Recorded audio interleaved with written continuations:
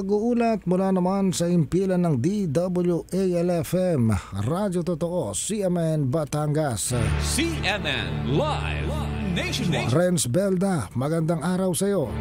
Magandang umaga riyan, magandang umaga Pilipinas. Gumawa ng kasaysayan ng Santa Teresa College Children's Choir ng Bawan, Batangas matapos manalo ng 3 gintong medalya sa 8th Vietnam International Choir Competition. Ayon sa report, pinarangalan ng Santa Teresa College Children's Choir bilang champion sa kategoryang Children's Choir, habang nasungkit din ito ang Golden Diploma sa parehong kategorya, Sacred Music at Folklore. Inihayag din ng paaralang Santa Teresa College ang kanilang pagmamalaki sa kanilang grupo.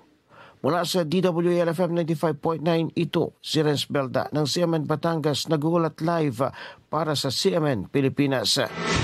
CMN Live Nationwide. Maraming salamat, Renz Belda, mula po naman sa impilan ng Radyo Totoo, CMN Batangas.